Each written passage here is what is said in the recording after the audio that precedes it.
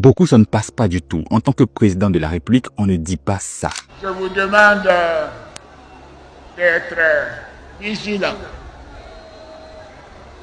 de bien surveiller vos différents quartiers. Parce que vous savez, les chiens peuvent toujours passer, hein.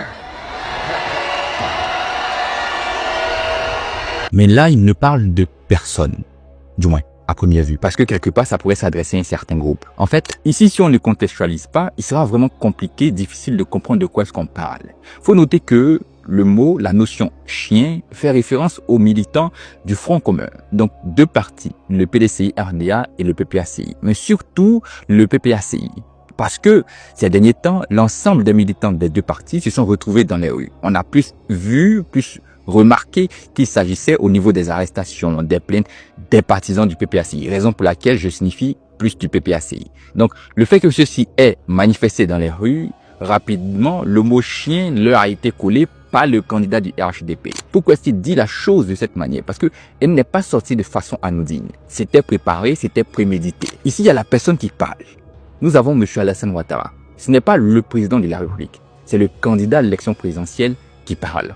Donc là, il y a deux personnes dans un corps. Le président de la République et le candidat. Par contre, il est carrément, si ce n'est vraiment difficile, de dissocier les deux personnalités. Que tu sois candidat ou pas, tant que tu es président, tu es le président de la République. Donc, il y a une tenue, il y a une manière de faire, d'être. On va en parler un peu plus tard. Donc ici, c'est le candidat président qui parle. Et c'est lui qui sort un tel discours. Quel est l'intérêt derrière? L'utilisation du mot chien ici a une stratégie de déshumanisation. En fait, lorsqu'il est dit ici, il marque clairement la différence entre eux et nous.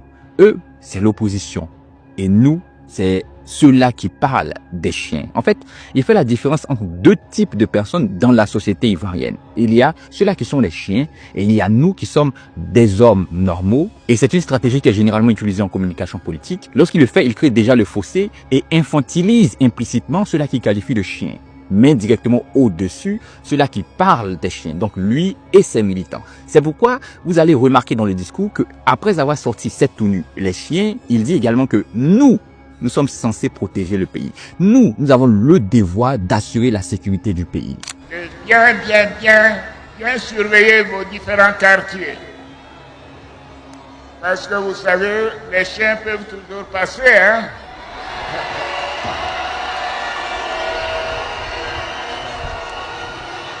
Mais nous devons être prêts à protéger la Côte d'Ivoire. Oui, nous devons être prêts à